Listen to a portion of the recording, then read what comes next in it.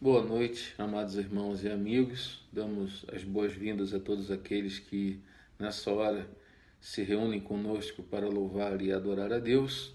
E é uma grande alegria para nós. E nós vamos, antes de começarmos a adorá-lo com cânticos, vamos ler a sua palavra, essa palavra bendita de Deus, que se encontra aí no Salmo 7, verso 17. Você pode ler na sua Bíblia, pode acompanhar aí pela tela, né? Então vamos ler agora. Eu vou ler aqui na minha Bíblia. Diz assim a palavra do Senhor: Eu, porém, renderei graças ao Senhor, segundo a sua justiça, e cantarei louvores ao nome do Senhor Altíssimo. Que coisa linda, que coisa espetacular. O salmista que estava aqui dizendo que iria render graças ao Senhor segundo a sua justiça. A justiça de Deus que nos faz sermos aceitos na sua presença. Ele disse que ia cantar louvores ao Senhor. E hoje nós vamos estar aí cantando louvores ao nosso Deus para louvor da glória de Jesus. E antes de passar a palavra para o Ministério de Louvor, nós vamos ter uma palavra de oração ao nosso Pai. Senhor Jesus, muito obrigado por essa oportunidade de estarmos juntos aqui, através desse meio de comunicação, e rogamos agora que o Senhor receba os louvores que a tua igreja vai te prestar. Senhor, mesmo desta forma, diferente, né? Mas sabemos que o Senhor reconhece o coração sincero, e nós estamos aqui, Senhor, só para te adorar e para te prestar louvores. Por isso pedimos que o Senhor perdoe os nossos pecados, que o Senhor nos habilite para esse momento e que o Senhor receba a adoração que estamos colocando diante do teu altar nesta hora para louvor da tua glória, em nome de Jesus. Amém. Amém, amados irmãos. Então eu vou passar a palavra para o Ministério de Louvor e eles vão nos dirigir em cânticos de adoração ao Senhor nosso Deus.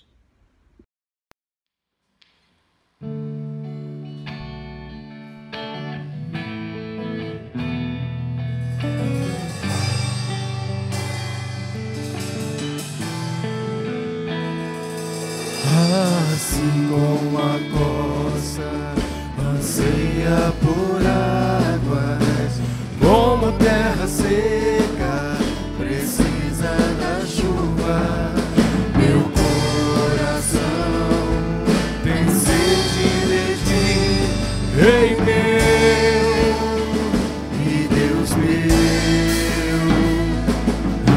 Assim como a costa anseia por águas, como terra seca precisa da chuva, meu coração tem sede de ti, Rei meu e Deus meu. A chover, Senhor Jesus, derrama a chuva desse lugar, vem com teu rio, Senhor Jesus, inunda o meu coração. Assim como a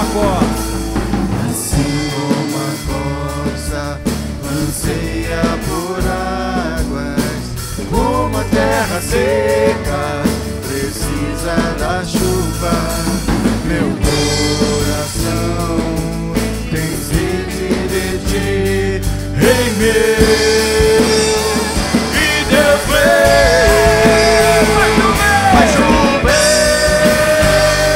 Senhor Jesus, derrama a chuva nesse lugar, vem com teu rio, Senhor Jesus,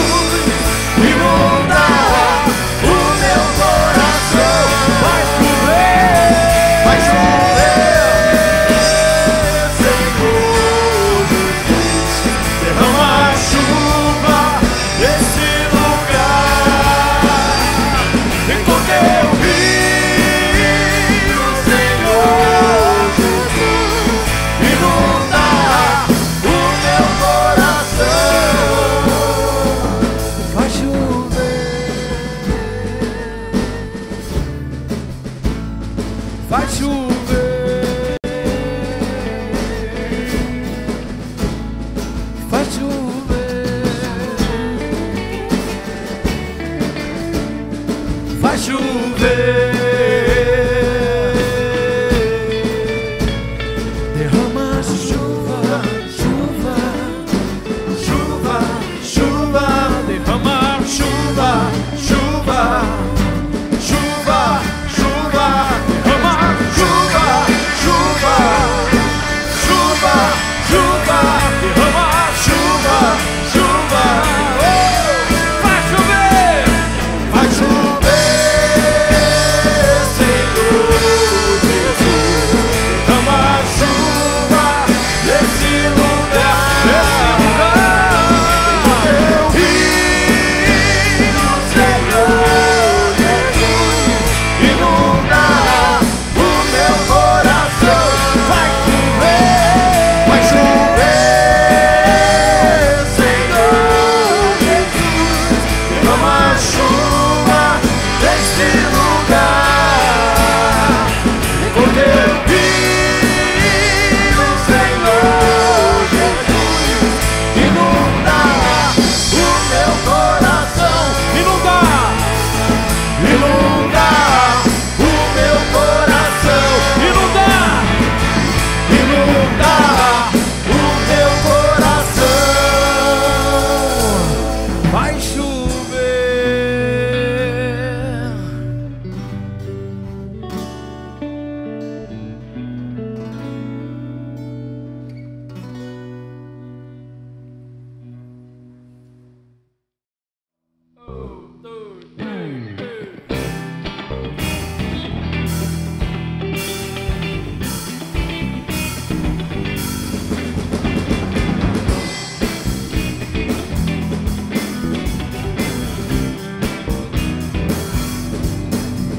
Jeová é o teu cavaleiro que cavalga para vencer. Todos os teus inimigos cairão diante de ti, cairão diante de ti. Jeová, Jeová é o teu cavaleiro que cavalga para vencer. Todos os seus inimigos cairão diante de ti, cairão diante de ti. Sobre tua tenda, ó Israel, não vale encantamento. Sobre tua tenda, ó Israel, está a bênção do Senhor. A força dos teus opressores nunca te alcançará.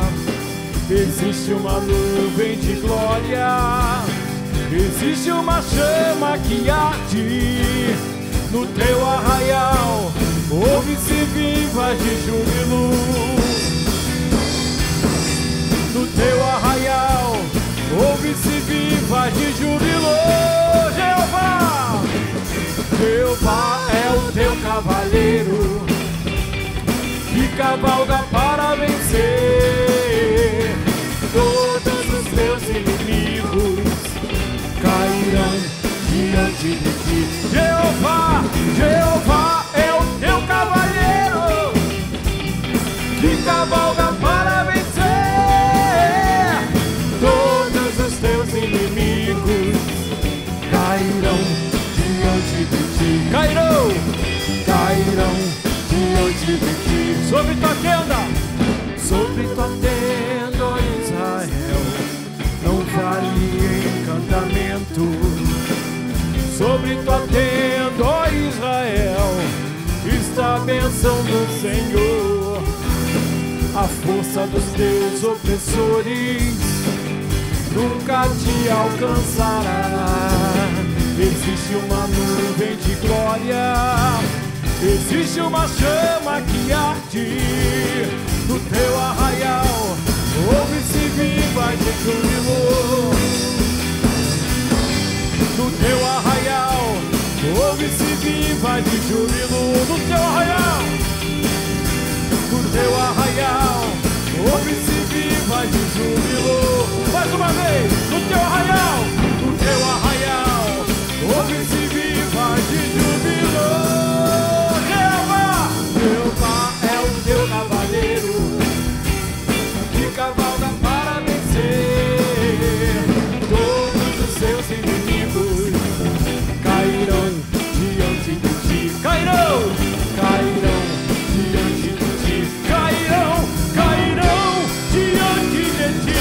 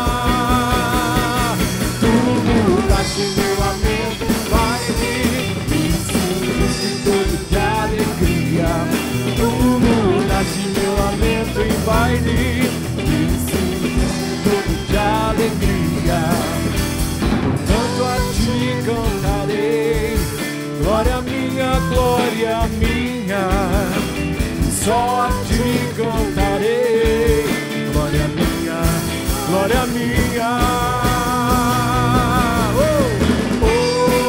Adonai, Adonai, Ele é o Deus do universo, o Senhor da criação. Adonai, Adonai, Adonai, Ele é o Deus do universo, o Senhor da criação. Os céus declaram tua glória, teus filhos hoje te adoram por todas as maravilhas. Adonai,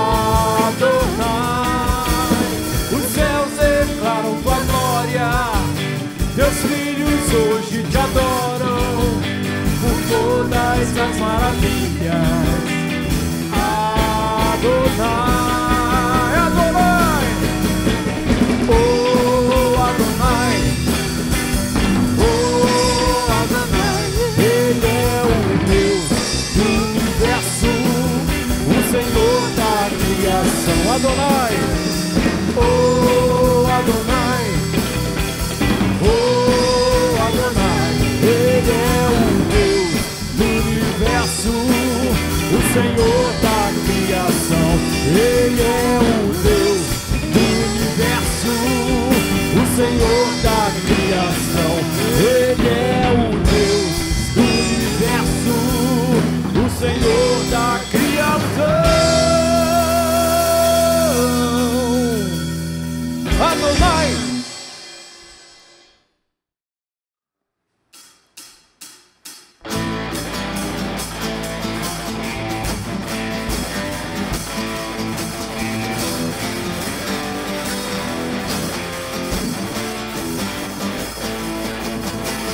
Homem de guerra é Jeová, seu nome é temido na terra. A todos os seus inimigos venceu, grande e temido em louvores. Homem de guerra é Jeová, seu nome é temido na terra. A todos os seus inimigos venceu, grande e temido em louvores. Quem é como o Senhor, entre os céus e sobre a terra, que me livra do mal, que me dá poder.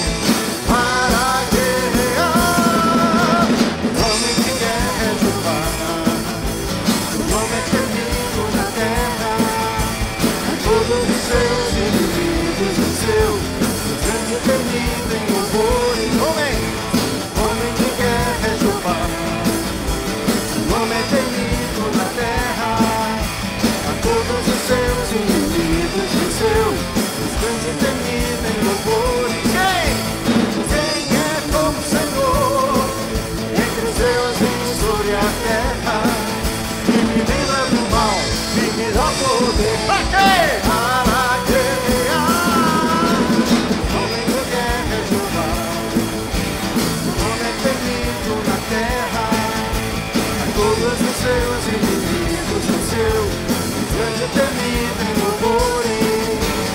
Homem de guerra é Jeová, homem temido na terra. Todos os seus inimigos venceu, grande e temido em louvores. A todos os seus inimigos venceu, grande e temido em louvores. A todos os seus inimigos venceu. Oh, glória a Deus por esses louvores tão maravilhosos que tivemos a oportunidade de ofertar ao Senhor nosso Deus. E nós vamos continuar adorando a Deus agora com os nossos dízimos e com as nossas ofertas. É uma graça que Deus nos concede participarmos do seu reino. É um momento muito prazeroso para aqueles que amam a Deus e que receberam a graça de Deus. E eu quero ler um texto que me fez muito bem durante essa semana, que se encontra aí na segunda epístola de Paulo aos Coríntios, capítulo 8, verso 1 e verso 2. Eu vou ler aqui na minha Bíblia. Você pode ler na sua ou pode acompanhar aí na telinha. Então vamos lá? Diz assim a palavra de Deus: Irmãos, queremos que vocês saibam o que a graça de Deus tem feito nas igrejas da província da Macedônia. Olha só o que a graça de Deus tem feito. Os irmãos dali têm sido muito provados pelas aflições porque têm passado. Eles estavam passando por muitas lutas. Mas a alegria deles foi tanta que, embora sendo muito pobres, eles deram ofertas com grande generosidade. Ou seja, eles quase que pediram uma permissão para participar da campanha que estava sendo feita para abençoar o reino de Deus na Judéia, onde os irmãos estavam passando por muitas lutas e por muitas dificuldades.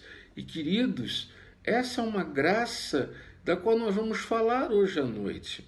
E se você quer ter esse privilégio de contribuir com a obra de Deus, de ser um instrumento na igreja Shalom, e você deseja ofertar, dizimar, ou aquilo que Deus propôs no seu coração, você pode fazê-lo através desta conta que está aparecendo aí agora na tela, ou você pode ligar para a nossa tesoureira ou ir até a sua casa, e que, se você a conhece, tem intimidade para isso, e entregar lá o seu dízimo e a sua oferta.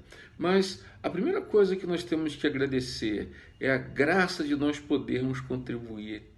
A igreja da Macedônia era uma igreja tão pobre, mas eles queriam participar.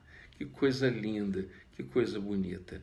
Porque não é por obrigação e não é por medo de Deus, mas é por entendermos que tudo é feito por amor a Deus, ao seu reino e à igreja. Vamos orar agradecendo a Deus? Senhor, nós te louvamos pela oportunidade que o teu Espírito nos concede de participarmos deste momento de entrega dos nossos dízimos, das nossas ofertas, daquilo que o Senhor colocou no nosso coração. E pedimos que o Senhor receba, Pai, e também receba a gratidão por essa oportunidade de participarmos. Pois assim também nós rogamos, ó Pai, e pedimos que o Senhor tenha misericórdia daqueles irmãos que estão passando também por dificuldade, cujo coração também tem esse grande desejo, assim como o coração dos irmãos da igreja de Macedônia. Assim nós te louvamos e te bendizemos, em nome de Jesus. Amém, amém e amém. Amém, amados irmãos.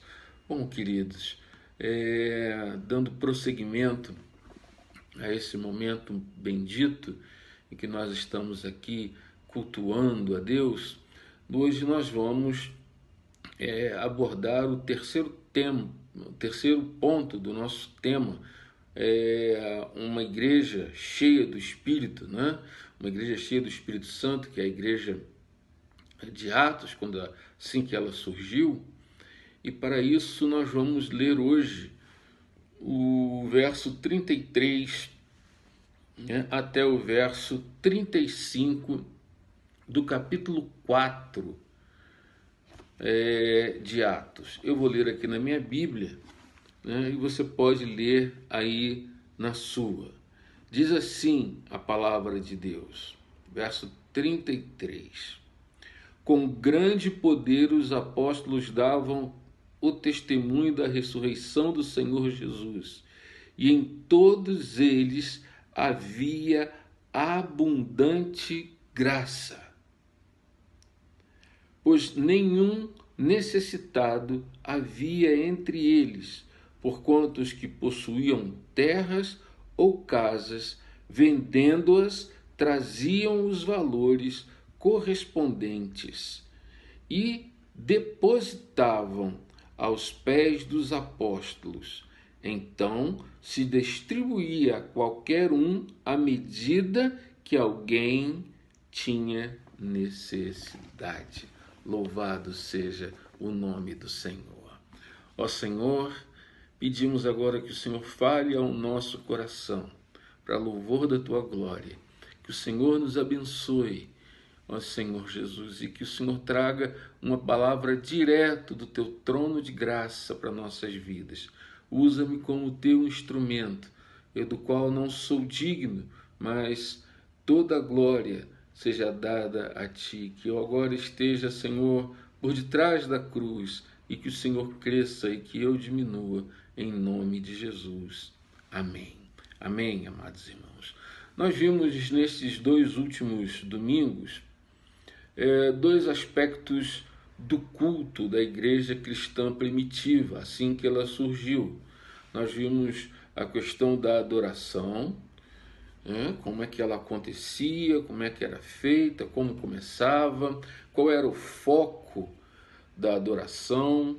Nós vimos em seguida a pregação, a mesma coisa, o mesmo foco que se tinha na adoração, se tinha na pregação, que era falar sobre a vida, né, o ensino, a morte, a ressurreição, a ascensão e a sua promessa de segunda vinda para vir buscar a igreja.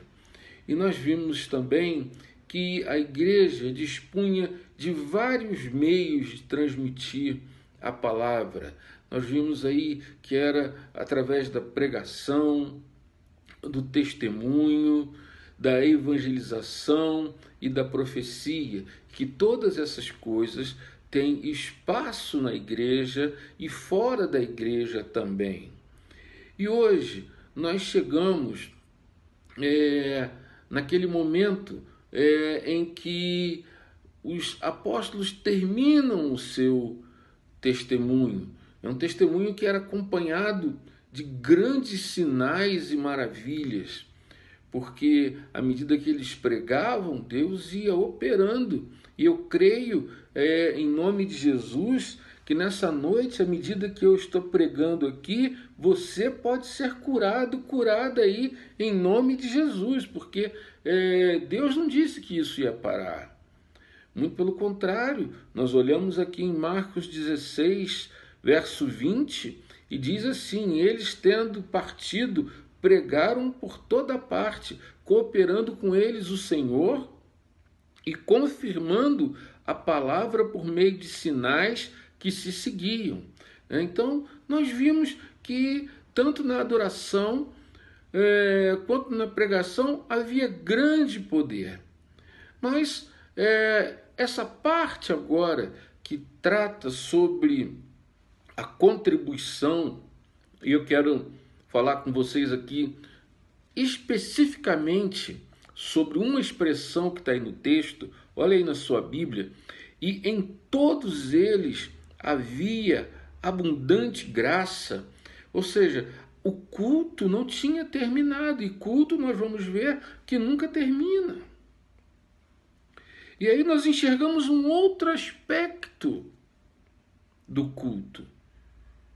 Essa abundante graça que está ligada logo com o versículo seguinte, que diz que eles não tinham nenhum necessitado entre eles e que eles vendiam seus bens e depositavam os valores aos pés dos apóstolos.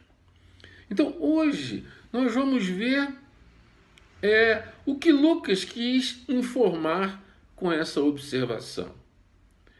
O que significa graça? Você sabe o que significa graça?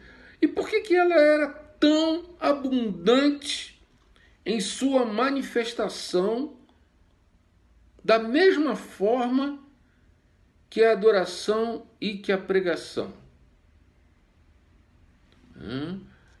Então nós vamos ver hoje o que esse texto pode nos dizer sobre isso. E a primeira coisa que a gente tem que ver aqui, que é evidente, é que Lucas, ele quer deixar claro que graça é algo muito maior do que uma pequena definição. Que a graça de Deus tem a ver com tudo isso, com essa manifestação grande, poderosa, explosiva.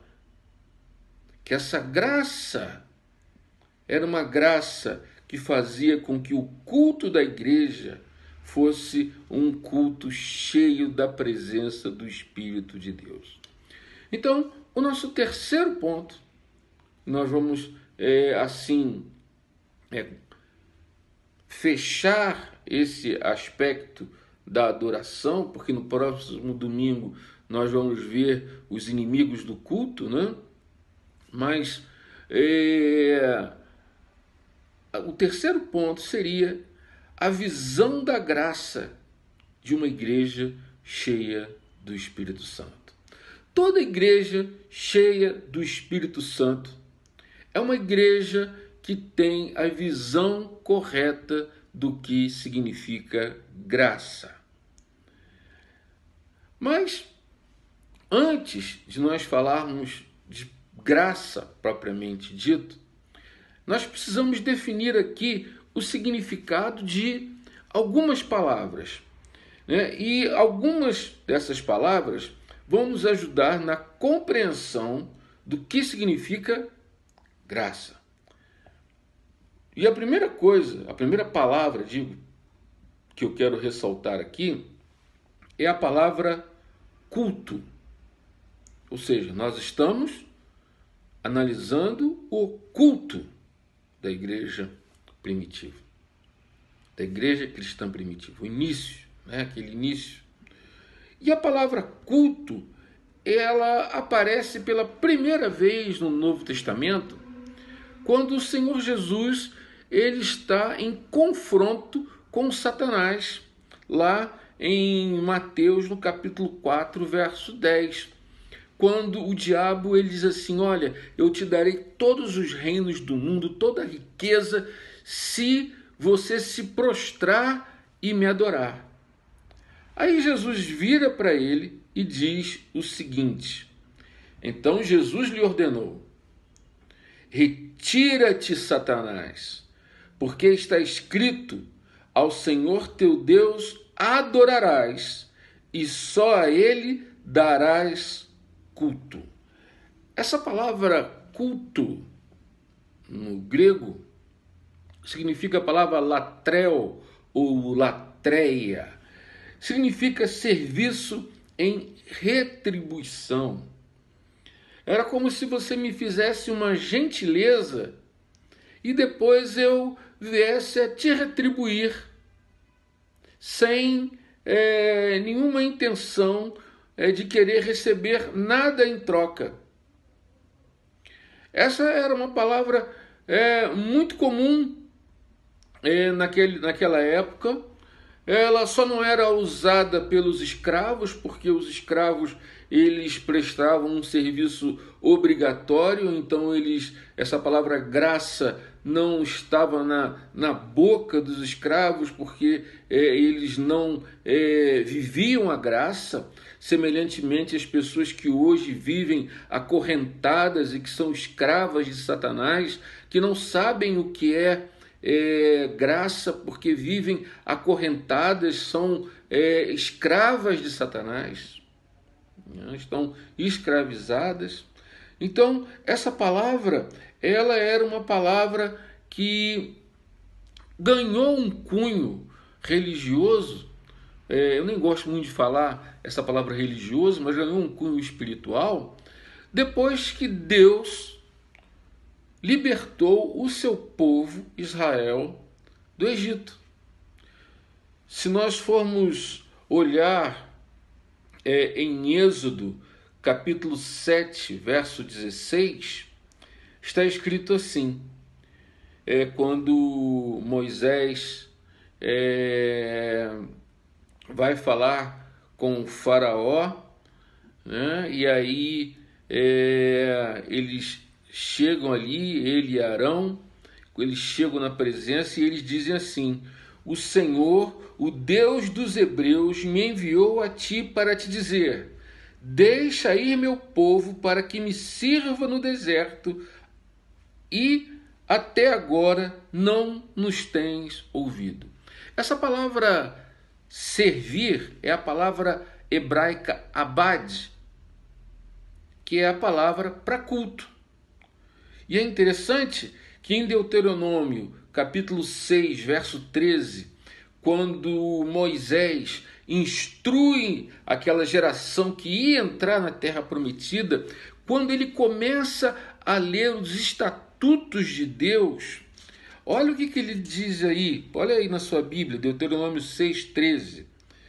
Moisés diz assim: temam o Senhor seu Deus e só a ele prestem culto, a palavra abade, e jurem somente pelo seu nome.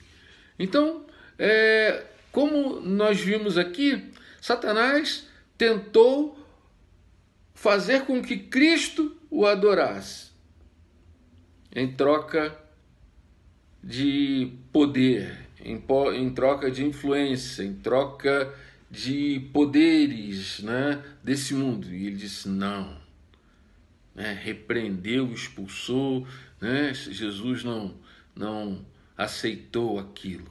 Então, nós chegamos à seguinte conclusão: que culto é o serviço prestado a Deus Pai, Filho e Espírito Santo. Amém? E que esse serviço não acaba nunca. Nem a morte pode impedir o meu serviço a Deus, porque eu morrendo eu vou continuar servindo o Senhor no céu. O serviço do servo de Deus não termina. E precisamos, em razão disso, alterar o nosso conceito sobre a palavra culto. Eu preciso corrigir isso, porque muita gente acha que o culto acaba quando o pastor impetra a bênção apostólica. E aí o pastor diz: bom, estamos encerrados, os irmãos podem ir para a sua casa até tal dia, tal dia. Olha, eu tenho que me corrigir nisso. Eu tenho que me corrigir nisso. Por quê? Porque o culto não termina quando nós nos dispersamos congregacionalmente. O culto, ele começou antes da fundação do mundo e ele não vai acabar nunca. Nós estaremos sempre prestando culto ao Senhor, né? Nós temos que estar sempre continuando, a cada instante. Nós não terminamos culto, e quando nós terminarmos essa transmissão, o culto vai continuar. Ou seja, a nossa vida, então, ela é um culto. O livro de Salmos nos mostra isso.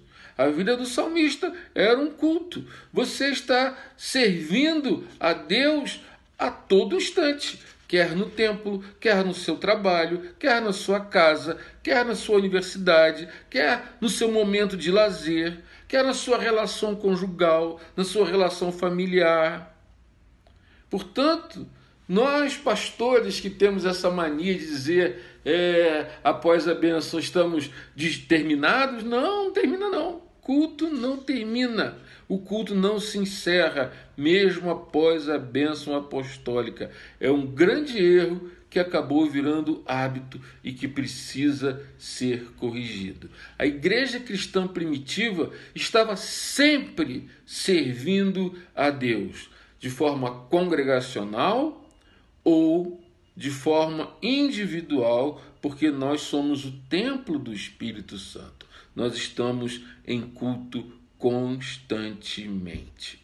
Bom, dito isso, nós temos agora que passar para entender o que significa a palavra graça. A palavra graça no grego charis, ou seja, um presente que eu não mereço. Com certeza, cada um de vocês aí que tem um mínimo de conhecimento de teologia sabe que graça, vai me dizer assim, pastor, graça é um favor imerecido.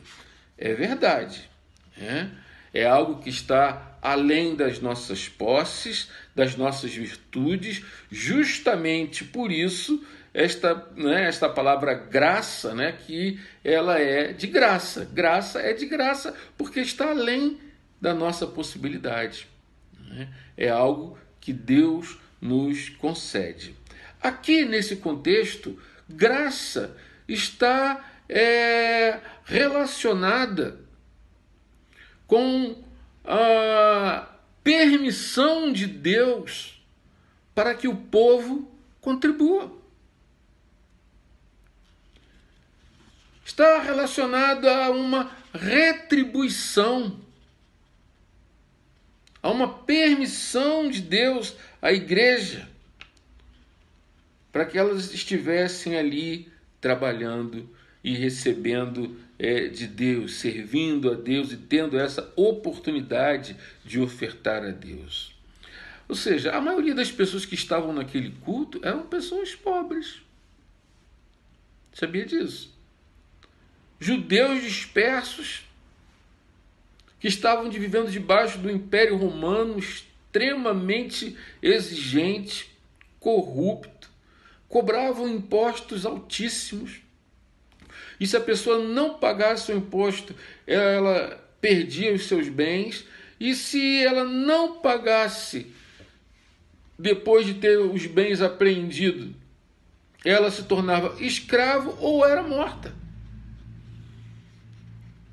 Então, estamos diante de um contexto extremamente difícil. Mas mesmo assim, aquelas pessoas que estavam ali estavam contribuindo.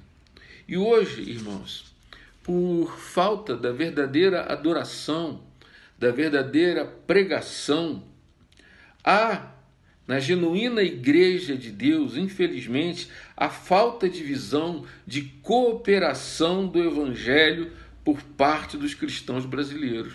Não só dos cristãos brasileiros.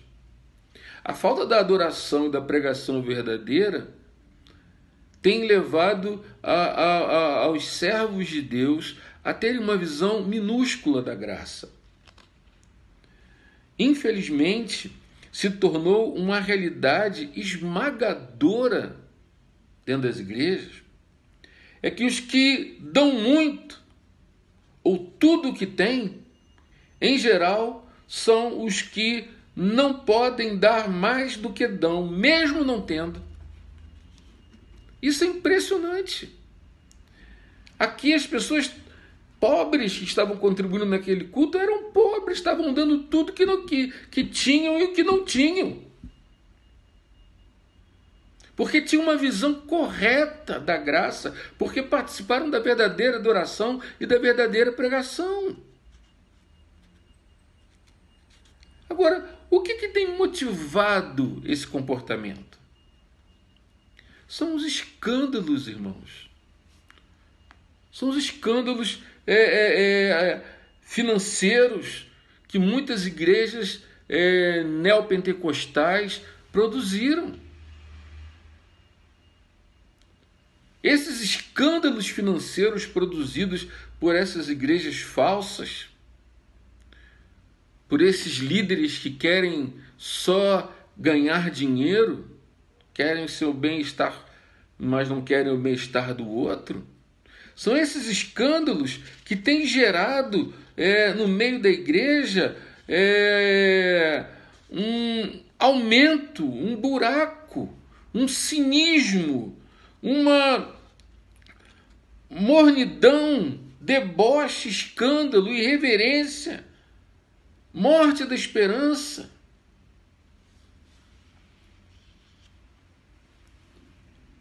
Por causa dessas igrejas que estão criando esses escândalos nas suas gestões, no ambiente da chamada fé. Que isso? E aí, muitas vezes, você que é uma pessoa séria acaba se contaminando. Eu vou dar oferta, dízimo nenhum, vou dar dinheiro para o pastor. Não é para mim que você dá não, meu filho. Eu não sou digno de receber nada. Quando você dizima a oferta, você faz isso para Deus, não é para mim não. Agora eu quero lembrar que nem todos os gatos são pardos, nem todos agem assim. Por isso, tem que ficar claro algo que Jesus fez, e eu quero lembrar a vocês aqui, que diz assim, pois vocês conhecem a graça de nosso Senhor Jesus Cristo, que sendo rico se fez pobre por amor de nós, por amor de vocês, para que por meio de sua pobreza vocês se tornassem ricos. 2 Coríntios 8, verso 9.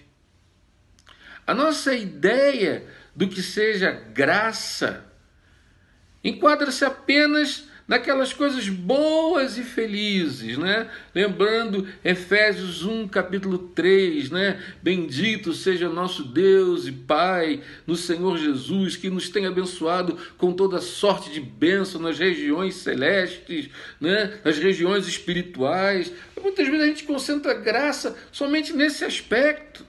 Nós nunca pensamos na graça como sendo um privilégio de sofrer por Cristo. Mas Paulo, escrevendo à igreja em Filipos, no capítulo 1, verso 29, diz: porque vos foi concedida a graça de padecerdes por Cristo, e não somente de crerdes nele. Muitos julgam essa uma graça indesejável. Agora, tendo isso em mente, de que graça, de que culto e que graça é algo muito mais amplo, aumentando agora um pouquinho a nossa capacidade de compreensão sobre esses termos, nós temos que fazer a seguinte pergunta: por que não havia nenhum necessitado entre eles? É o que está aí no verso 34, a parte A do versículo, você pode ver aí. Pois nenhum necessitado havia entre eles. Por que não havia? A resposta está no verso 33.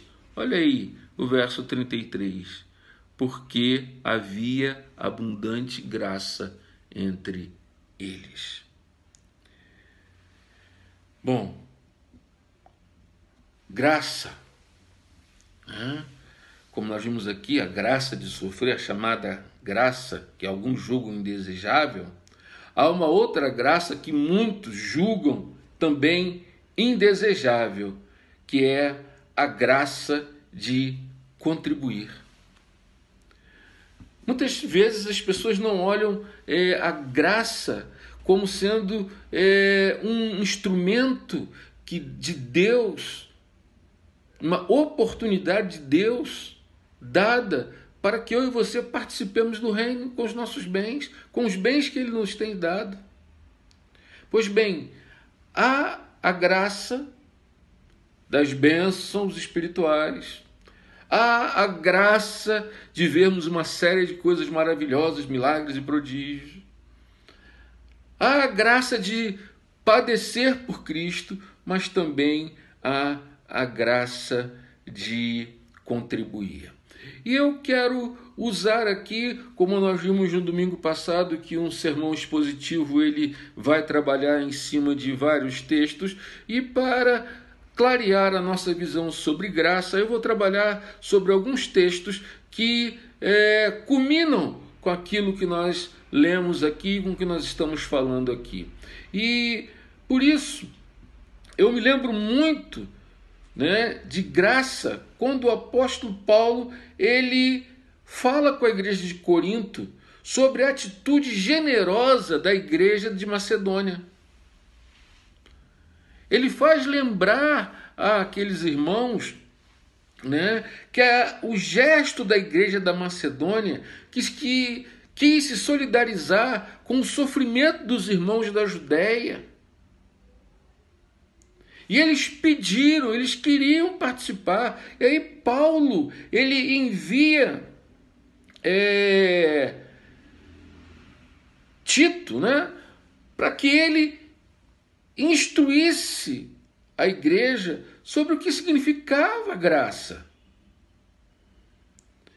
E algo que a gente percebe, que a igreja da Macedônia, ela era uma igreja tão pobre que ela não tinha condições de enviar nada. Ela precisava de ajuda, mas ela quis ajudar. Ela quis contribuir. Os irmãos da Macedônia não se sentiam dignos de contribuir, porque entenderam que aquilo era graça. E graça é um favor que a gente não merece.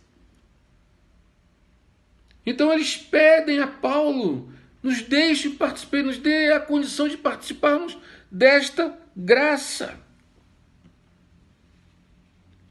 E aí Paulo, ele faz questão de, na sua segunda carta, dele explicar essa situação que ele presenciou. Aí em 2 Coríntios, verso 1 e verso 2, que nós já lemos, na hora da entrega dos dízimos e das ofertas, mas eu vou ler aqui para lembrar vocês.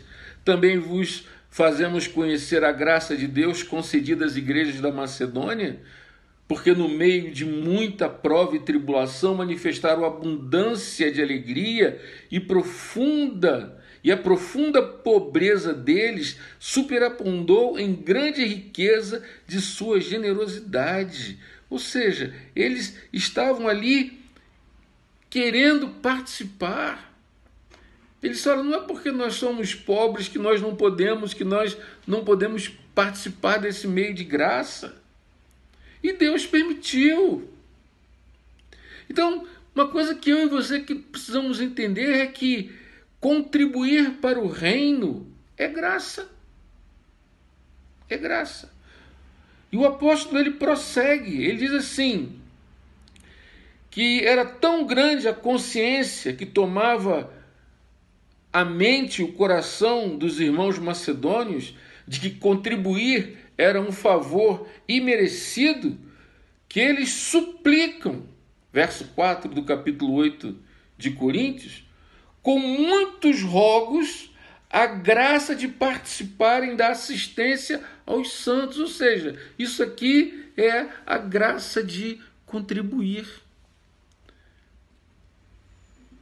Ou seja, eles estavam implorando o apóstolo Paulo, deixa a gente dar a nossa oferta, o nosso dízimo, deixa a gente contribuir. Eles sabiam que eles não eram dignos da graça, como nem eu e você somos dignos da graça de Deus, é um favor imerecido. Ou seja, mas eles entenderam que até a questão financeira, o ofertar, era algo que eles não mereciam. Mas Deus permite. Ele diz, olha, com muitos rogos nos pediram a graça de participarem. O gesto macedônio inspirou Paulo a dizer à igreja lá de Corinto, olha, que vocês completem esta graça entre vocês. que vocês tenham a mesma atitude, tenham a mesma visão. Aliás, não podia se esperar uma outra coisa de uma igreja como a de Corinto, que se julgava uma igreja madura, uma igreja espiritual, uma igreja cheia de dons, uma igreja cheia de gente que tinha a compreensão e o entendimento bíblico muito elevado. Não era se esperar outra coisa, a não ser que eles também compreendessem que contribuir é graça. Por isso Paulo fala para eles no verso 7, 2 Coríntios 8, verso 7, assim também abundeis nesta graça. Que graça? A graça de contribuir.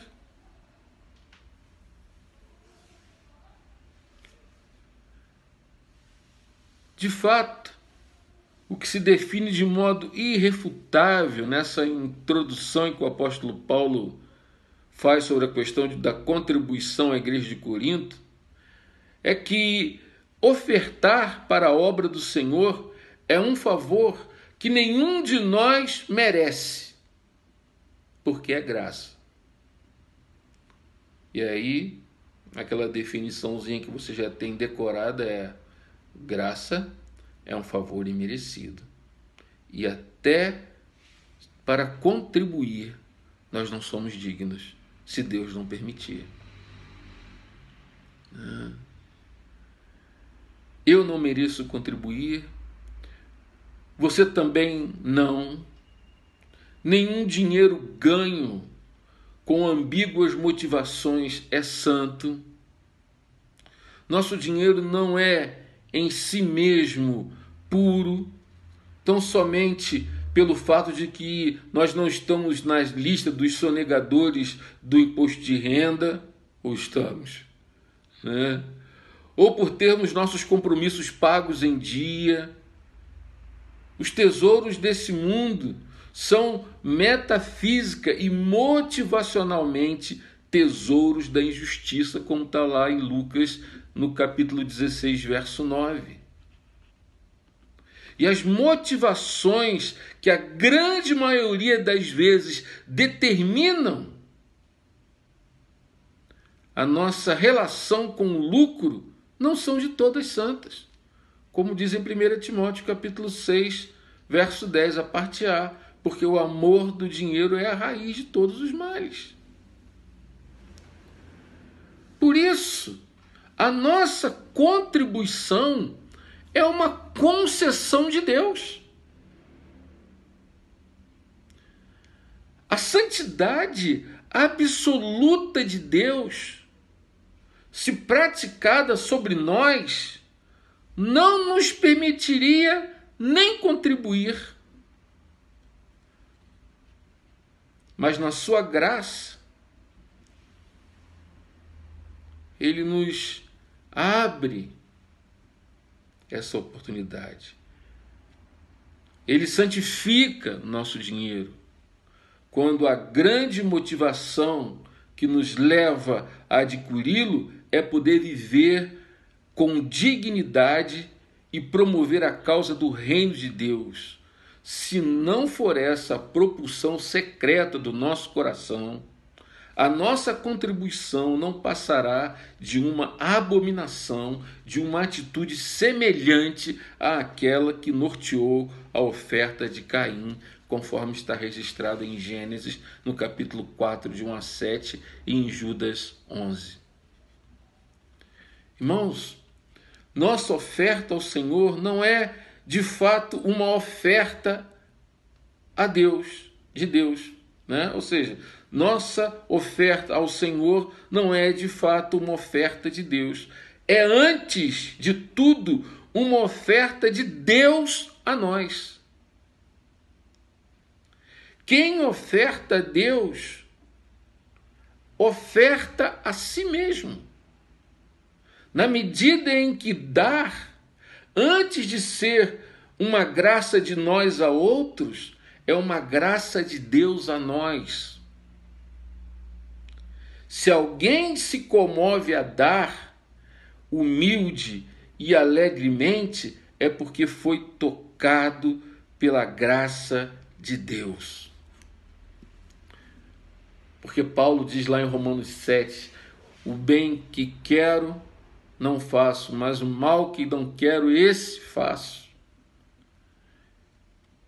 Filipenses também, capítulo 2, se não me engano, verso 13, diz que Deus quem efetua em nós tanto o querer quanto o efetuar. Mas quantos querem essa graça? Como eu disse, muitos entendem que a graça de sofrer por Cristo é uma graça indesejável. E muitos também olham a contribuição, as ofertas, os dízimos como sendo algo indesejável. Você quer essa graça? Você tem desejo dessa bênção de contribuir? Isso está no seu coração, de devolver o que é de Deus na direção da causa de Deus? A maioria das pessoas que eu conheço contribui ainda com medo de Deus. A maioria delas. Ou então faz na estreita medida do dízimo. Porque Malaquias chama de ladrão aquele que não contribui, né? Então ele resolve quitar o seu carnê do reino. Todavia, essas pessoas fazem isso com o mesmo sentido de obrigatoriedade com o qual se paga uma conta de luz, uma conta de água ou o aluguel do apartamento. Não lhes move o coração o temor do Senhor. Não se sentem comovidos pela graça. Irmãos, isso precisa mudar.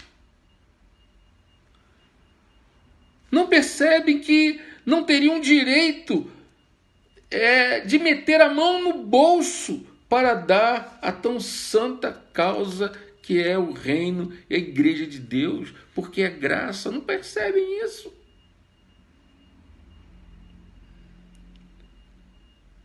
E eu pergunto, você de fato deseja contribuir? Você quer ter um culto igual àquele culto da igreja primitiva? Então você precisa ampliar o seu conceito de graça e entender que contribuir é uma concessão de Deus, um privilégio que Deus dá a você.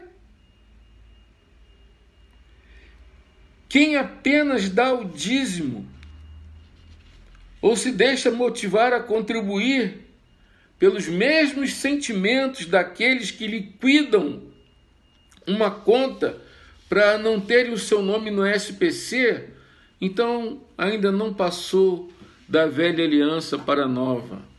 Ainda não pensa como um cristão, mas raciocina como um legalista judeu.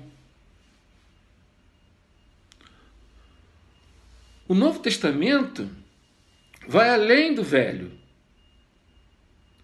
né? Nessa questão de dar. Porque em Cristo, no Evangelho, no ensino cristão, a gente aprende que o dízimo não é a mensalidade dos crentes na sociedade religiosa que se chama igreja, ou numa filantropia do Clube da Fé. Não, no Novo Testamento, o dízimo é uma quantia de referência mínima para estabelecer o piso de nossas contribuições entendidas não como cobrança, mas como graça, como privilégio. Depois que eu entendi essa questão de graça na minha vida, eu resolvi só agradecer as ofertas que alguns amigos endereçam a mim como pessoa. Mesmo assim, eu sei que antes deles estarem dando para mim, eles estão dando para o Senhor. Antes deles estarem ofertando para mim, eles estão ofertando para o Senhor. Eu faço isso somente nesse caso, por uma questão de estrita educação. Porque eles estão dando para Deus. É graça. Agora, quanto ao mais, se alguém deseja contribuir com a igreja que eu pastoreio, com qualquer outra causa cristã, eu não posso agradecer. Ah, pastor, eu quero dar uma oferta para Shalom, glória a Deus. Eu não posso dizer para você, falar muito obrigado. Eu agradeço a Deus pela sua fidelidade. Ah, eu quero ajudar o centro de recuperação. Eu não vou dizer muito obrigado, não. Eu vou dizer glória a Deus pela tua fidelidade. O que eu tenho que fazer é estimular a você a continuar a crescer na graça de Deus, nessa causa de Deus. A minha gratidão se dirige a Deus. Minha alegria, no entanto, se direciona aos irmãos que entenderam a graça de contribuir, porque contribuir é graça. Contribuir é graça. Ou seja, quando eu falo assim, olha, se você se sentiu tocado por amor, eu estou falando para você o seguinte, literalmente, olha, Deus está te dando a graça, está lhe permitindo contribuir com o reino. Está dando a você uma concessão. Né? Ou seja, antes de ser dado a Deus, é dado a mim mesmo. O que é dado a mim mesmo? A graça de poder contribuir com o reino. Se nós não mudarmos essa visão, não tivermos isso como uma visão, né, nós vamos perder o real sentido daquilo que significa graça. Agora,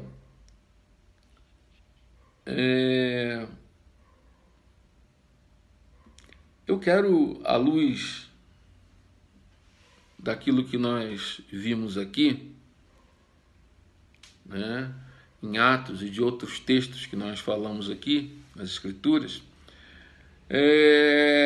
estabelecer alguns princípios. Esses princípios, hoje eu vou terminar ao contrário. Esses princípios serão a nossa aplicação e depois eu vou concluir. O primeiro princípio é que todo culto no Espírito é uma oportunidade da graça de Deus para contribuirmos com o reino de Deus e a igreja. Amém? Esse é o primeiro princípio. Quando eu contribuo, é uma graça de Deus concedida a mim. Né? É uma concessão. Algo esplêndido e maravilhoso, que não deve ser visto como indesejável. O segundo princípio que eu quero deixar aqui para vocês é que a boa situação financeira não deve ser pré-requisito para alguém contribuir. Ou seja, se eu for um cara rico, então ele contribui. O pobre não pode contribuir. Não. A igreja da Macedônia resolveu começar a contribuir numa hora em que qualquer economista chamaria de momento de loucura ou de euforia irresponsável. Na realidade, se havia uma igreja que necessitava de ajuda, era a igreja de Macedônia, mas eles disseram, não, nós queremos contribuir. Eles eram quase tão pobres quanto aqueles aos quais resolveram ajudar. E é espetacular o que a gente lê no verso 2 do capítulo 8 de 2 Coríntios, porque em meio de muita tribulação manifestaram abundância de alegria, e a profunda pobreza deles superabundou em grande riqueza da sua generosidade. Ou seja, nós queremos ser generosos com os nossos irmãos. Ah, queridos, infelizmente há pessoas nas igrejas que estão esperando ficar ricas para poderem contribuir, para então começarem a contribuir com a igreja, a investir em missões, a ajudar o centro de recuperação, né? A investir interna e externamente no reino de Deus. Há outros que se desculpam pela sua falta de interesse na graça de contribuir, alegando a situação financeira do país. Há também alguns que só se movem na direção da contribuição quando escutam as histórias mais mirabolantes dos missionários, em que o sujeito tem que criar ali uma ilustração mítica para mover o coração de alguém, para o cara dar pelo menos ali um dinheirinho para ajudar a obra missionária. E essa é a grande tentação, né, dos missionários, né, de apresentar esses espetáculos, né, para que a igreja se mova a contribuir. Infelizmente, fica cada vez mais claro que quanto mais rica uma pessoa se torna, menos ela dá, proporcionalmente ao que possui e ao que poderia. A contrapartida também é verdade. Em geral, quanto mais pobre a pessoa é, mais desproporcionalmente superior a sua pobreza é a sua oferta. Ou seja, nós temos duas situações terríveis. Isso acontece porque, na maioria das vezes, a riqueza material é inversamente proporcional à riqueza da graça no coração.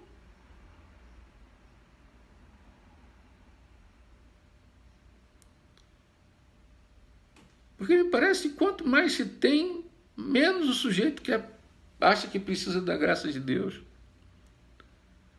Cuidado, Deus pode derrubar o seu montão a qualquer momento. É o Deus que deu, é o Deus que tira. E que também dá de volta. Né? Os que menos têm são os que mais dependem dos favores divinos, ou seja, a profunda pobreza superabundou em grande riqueza de sua generosidade. Ou seja, a igreja da Macedônia era mais pobre, mas era mais rica em graça. Eu sei que para alguns irmãos essas afirmações podem parecer excessivamente fortes, ainda que eu não tenha dito que sempre é assim que acontece, mas que na maioria das vezes é dessa forma que as coisas, infelizmente, ocorrem e se desenvolvem no coração humano. Mas para aqueles que possam ter alguma dúvida a respeito disso que eu falei aqui, eu quero ler com vocês o que Jesus disse ao comparar os ricos e os pobres no ato de ofertar. Jesus senta ali perto do gasofilácio e ele observa o comportamento. Isso está lá em Marcos 12, verso 41 e verso 42. Abre sua Bíblia aí rapidinho. Marcos 12, 41 até o verso 44. E Jesus estava no pátio do templo, sentado perto da caixa das ofertas, olhando com atenção as pessoas que punham dinheiro ali. Muitos ricos davam muito dinheiro. Então chegou uma viúva pobre e pôs na caixa 2 moedinhas de pouco valor. Aí Jesus chamou os discípulos e disse: eu afirmo a vocês que isto é verdade. Esta viúva pobre deu mais do que todos, porque os outros deram do que estava sobrando, porém ela, que é tão pobre, deu tudo o que tinha para viver. Note como as grandes quantias dos ricos só eram consideradas grandes em relação às pequenas quantias dos pobres. Todavia, os ricos davam de sua sobra e os pobres do seu sustento.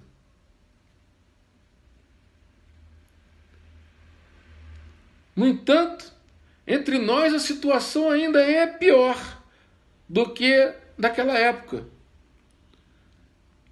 Por quê? Porque quando Jesus se assentou diante ali do gasofilácio para avaliar essas proporções, ele percebeu que pelo menos os ricos davam grandes quantias, ao passo que entre nós, hoje, pouquíssimos são aqueles que dão alguma coisa. E há aqueles que, quando fazem, ainda tentam administrar o seu próprio investimento. A gente vê isso. A gente vê isso na obra missionária, a gente vê isso no centro de recuperação, a gente vê isso em várias instituições cristãs que tentam fazer alguma coisa pelo próximo. Infelizmente. Agora, voltando aqui ao enunciado do nosso segundo princípio, eu devo dizer que não espere pagar todas as contas, ficar rico, bem empregado ou formado no curso universitário para começar a contribuir. Faça a partir de hoje, ainda que as circunstâncias sejam desfavoráveis. Somente os que cantam como Abacuque um hino na tormenta pode contribuir mesmo em meio à escassez. O que diz lá, Abacuque capítulo 3, verso 17 e verso 18? Ainda que a figueira não floresça, ainda que não haja fruto na vide, e o produto da oliveira minta, e os campos não produzam mantimentos, e as ovelhas forem arrebatadas do aprisco, e nos currais não haja gado, todavia eu me alegrarei no Senhor e exultarei no Deus da minha salvação. Aleluias, glória a Deus. Eu creio que a hora ideal para contribuir com o reino de Deus e a igreja, que é uma agência do reino de Deus, é justamente no tempo da adversidade. Quando isso acontece, é grande a graça a nós concedida. E muito maior ainda é o fruto desse dadivoso amor. Eu digo isso repetindo o que o apóstolo Paulo disse à igreja em Filipenses, de Filipos. Filipenses 4,17. Não porque eu procure donativo, o que realmente me interessa é o fruto que aumente o vosso crédito. Ou seja, ele queria que a igreja crescesse na graça. E o terceiro e último princípio é que a alegria, generosidade, voluntariedade e boa vontade são motivações indispensáveis a quem quer contribuir. Só se alegra em contribuir quem entende tal possibilidade como a graça, ou seja, favor imerecido, um privilégio que Deus nos dá, nesse momento de luta e de dificuldade, porque as dádivas do tempo da riqueza são óbvias e ordinárias, mas as dádivas do tempo da pobreza são extraordinárias expressões de fé e amor. E concluindo,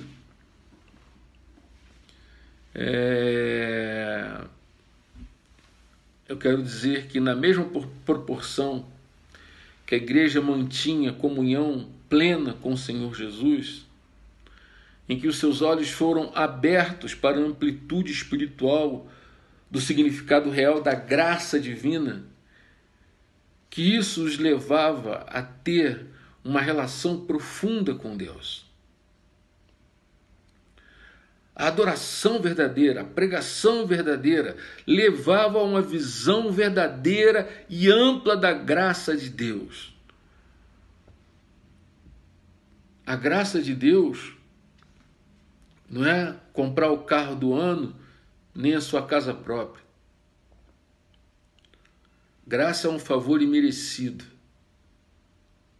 Quando você entende que você está recebendo uma concessão de Deus para contribuir com o reino dele, com a igreja dele. Isso levou aquela igreja, aqueles irmãos, a venderem tudo o que tinham, a pegarem tudo que possuíam e botar na gestão dos apóstolos para que eles pudessem atender os necessitados. Por isso, havia entre eles abundante graça. Eu vi isso uma vez.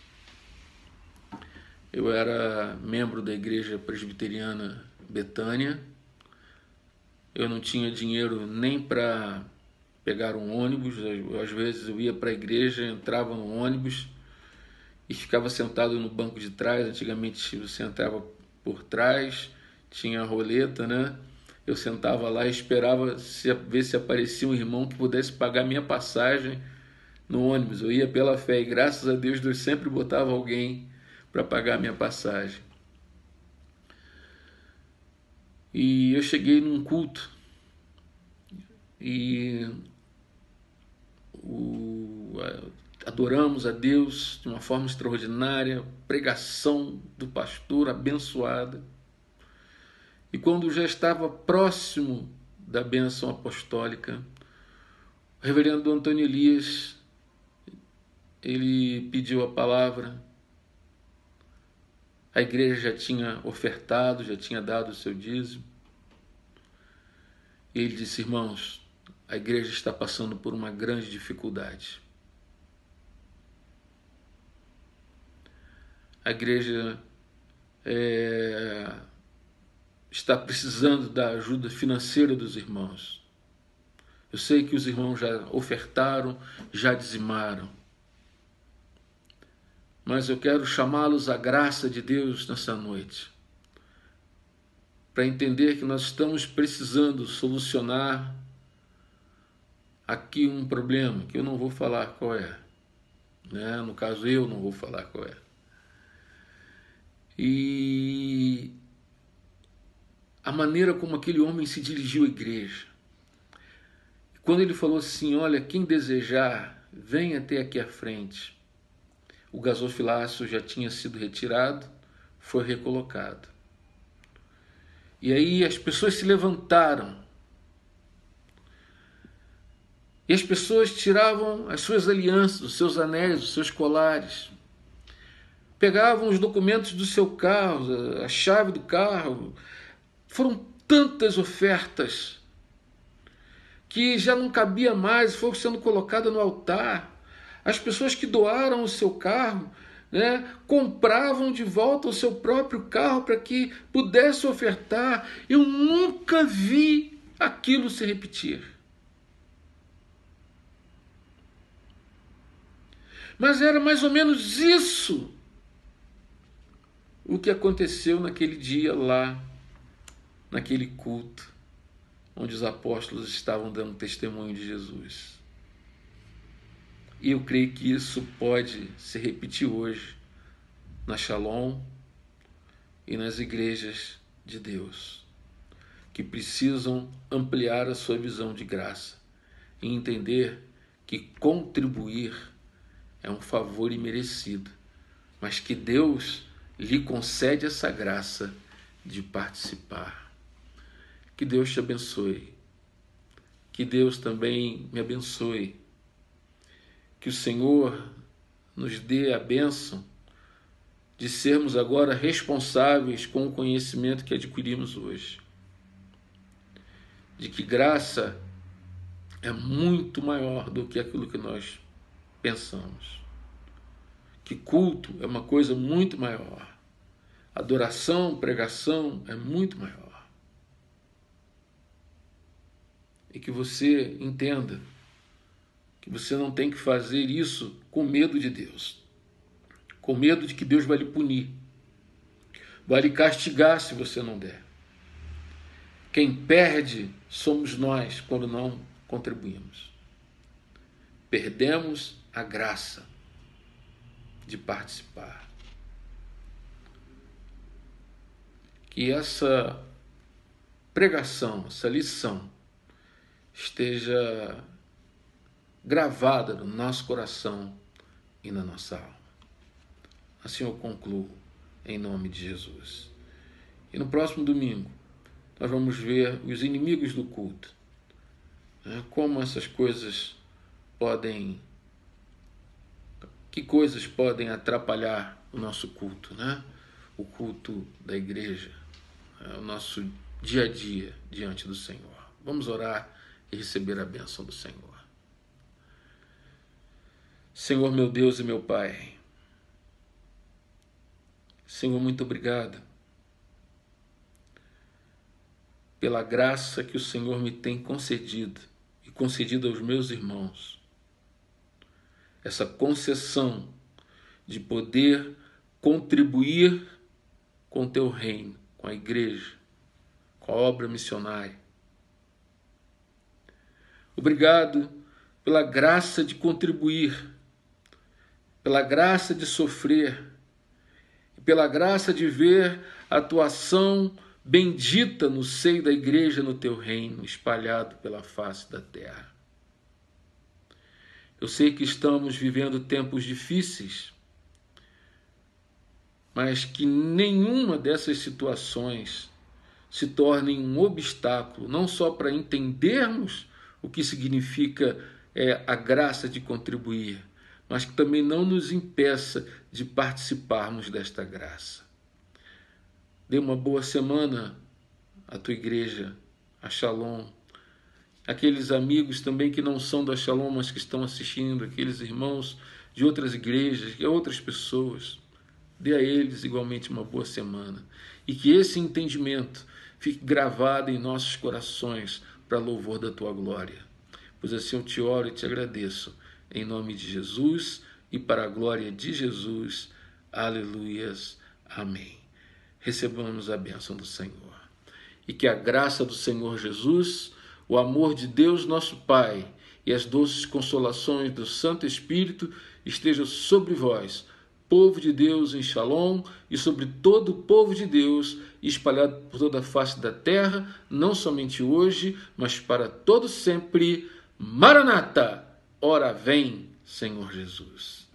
Então, o culto não terminou. A transmissão termina agora, mas o culto continua em nome de Jesus. Quarta-feira, às 20 horas, a nossa reunião de oração.